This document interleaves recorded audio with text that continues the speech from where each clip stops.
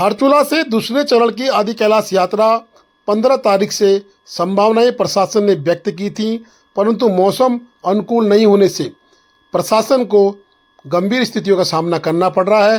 प्रशासन गाए बगाए इस यात्रा को धीरे धीरे आगे बढ़ा रहा है।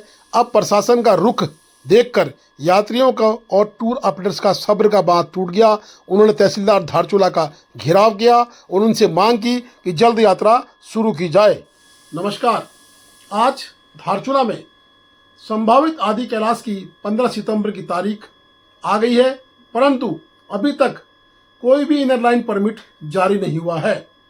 आदि कैलाश यात्री धारचूला पहुंच चुके हैं और जो धारचूला के युवा बेरोजगार टूर को मैनेज करते हैं, यात्रा करवाते हैं, वो प्रशासन का मुंह ताक रहे हैं कि कब प्रशासन इनर लाइन परमिट जारी करे और कब हम अपने दल को लेकर आदि कैलाश, ओम पर्वत, काला पानी इत्यादि के दर्शन कराकर उनको सुरक्षित वापस लाएं।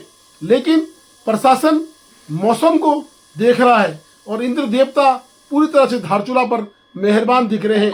लेकिन इसके बीच एक और बात उठ के आई है कि बरेली से एक यात्रा जो कि आर्मी के सौजन्य से हो रही है, उसमें धारचूला, आदि कैलाश, पिथौरागढ़ छूते हुए बरेली से वह यात्रा निकलेगी और आदि कैलाश तक जाएगी।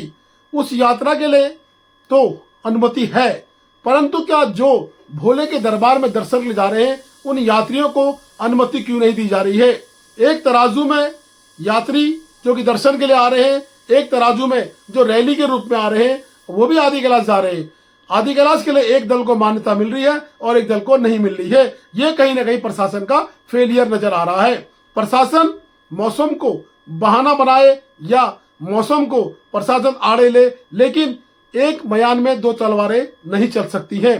प्रशासन एक तरफ तो यात्रा की हरी झंडी रैलियों को दिखा रहा है, एक तरफ कुछ यात्री पहुंचने की सूचना भी आ रही है, एक तरफ जो यात्री धारचूला आ चुके हैं उनको अभी तक इंडियन लाइन पास जारी नहीं किए गए हैं। लेकिन अभी अभी एक उड़ती उड़ती सी खबर हमारे पास पहुंची है कि 17 सितंबर से यात्रा शुरू हो सकती है।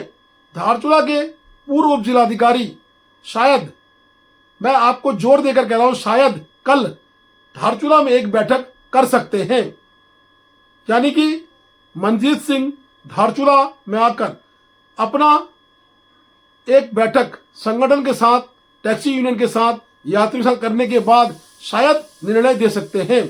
और मनजीत सिंह के द्वारा पूर्व में भी धारचूला में यात्रा कराई गई है और सुखद यात्रा उनके कार्यकाल में हुई है।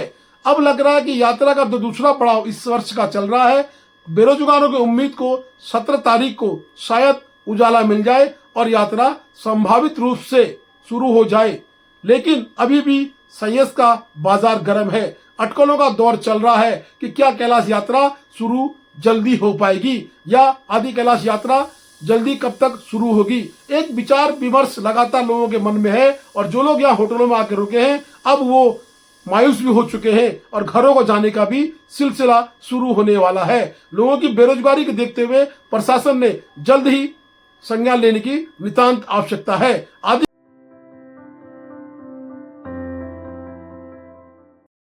तहसील विधिक सेवा प्राधिकरण धारचूला की ओर से माननीय सिविल जज धारचूला श्री नवीन राणा की अध्यक्षता में अंतर्राष्ट्रीय हिंदी दिवस के अवसर पर अंबेडकर भवन धारचूला में हिंदी भाषा के संरक्षण एवं संवर्धन हेतु कार्यशाला का आयोजन किया गया। बता दें कि उक्त कार्यशाला में लोगों ने बढ़ चढ़कर भाग लिया। दिनांक 15/9/2025 को अंतर्राष्ट्रीय लोकतंत्र दिवस के शुभ अवसर पर सिविल जज धारचूला श्री नवीन राणा द्वारा ग्राम कालिका में लोकतंत्र को मजबूत करने हेतु नागरिकों के मूलभूत अधिकारों तथा मत के अधिकार को लेकर ग्राम सभा कालिका के लोगों में जागरूकता फैलाने हेतु एक शिविर का आयोजन किया गया। इस अवसर पर प्रभारी निरीक्षक धारचूला हरेंद्र नेगी भी उपस्थित रहे। उपरोक्त शिविरों के माध्यम से लोगों में विधिक जागरूकता फैलाने का प्रयास लगातार किया जा रहा है। समाज में फैल रही गंदे नशे की लत से बचने के लिए जन जागरूकता अभियान, साइबर फ्रॉड से बचने के लिए ग्रामीणों को जागरूक, इस विषय पर नवीन राणा ने अपने विचार व्यक्त किए और कालिका के लोगों ने उनकी इस बात को सुनकर अंतर्राष्ट्रीय लोकतंत्र दिवस के शुभ अवसर पर सिविल जज को भी भरोसा दिलाया है कि आगामी शिविरों में इस तरह की जागरूकता के लिए कालिका के लोग आगे आएंगे।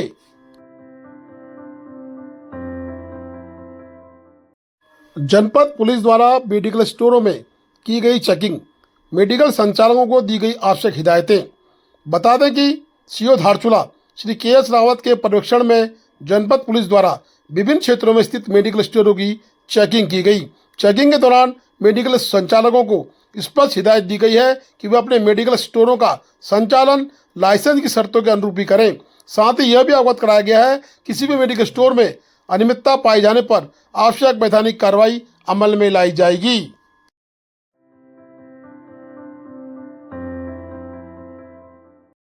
अखिल भारतीय महिला कांग्रेस का 41वां स्थापना दिवस धारचूला में धूमधाम से मनाया गया। धारचूला में कांग्रेस के पदाधिकारियों के द्वारा हॉस्पिटल में फल, जूस, सैनिटरी पैड आदि वितरित कर मरीजों के साथ 41वां स्थापना दिवस महिला कांग्रेस का मनाया गया। बता दें कि उक्त कार्यक्रम में जिला अध्यक्ष नंदा बिष्ट, प्रदेश सचिव प्रेमा कुटियाल, इंदिरा धामी और अध्यक्ष भूपेंद्र थापा, अश्विनी नपलचाल, सुनील कुमार, विजय फिरमाल, कौशल्या देवी, आवती, गायत्री, प्रीति, महक व अन्य स्टाफ मौजूद था। साथ ही धारचूला के डॉक्टर स्टाफ को भी फल वितरण कार्यक्रम में शामिल किया गया। आज महिला कांग्रेस के 41वें स्थापना दिवस पर पूरे देश में, प्रदेश में और जिले में और हम लोगों ने धारचूला में भी कार्यक्रम किया गया, जिसमें कि हमने धारचूला में सरकारी हॉस्पिटल पे जाकर मरीजों के साथ हम लोगों ने स्थापना दिवस मनाया। और जैसे कि हम लोगों ने सैनिटरी पैड, फल और जूस बांटकर हम लोगों ने मरीजों के साथ स्थापना दिवस मनाया। ऐसे ही पूरे प्रदेश में, पूरे देश में और हर जिलों के अलग अलग क्षेत्रों में बड़ी धूमधाम से स्थापना दिवस मनाया। जैसे 1984 से लेकर आज तक महिलाएं हर जगह पे अपनी भूमिका बखूबी निभा रही हैं और महिला कांग्रेस हर जगह पे बढ़ चढ़कर हिस्सा लेती हैं। भले वो कहीं पे विरोध प्रदर्शन हो या महिलाओं की किसी हक की लड़ाई हो, महिला कांग्रेस हमेशा तत्पर रहती है।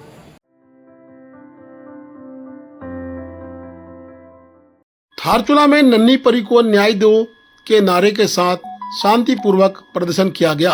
बता दें कि धारचूला में नन्ही परी की जघन्य हत्या, बलात्कार के बाद मृत्यु में दोषी को सुप्रीम कोर्ट के द्वारा दोष मुक्त करने पर बड़ा बवाल मचा है।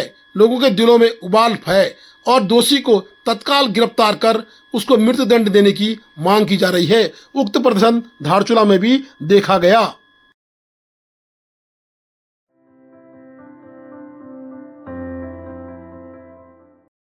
खाद्यान्न विक्रेता संघ अनिश्चितकालीन हड़ताल पर।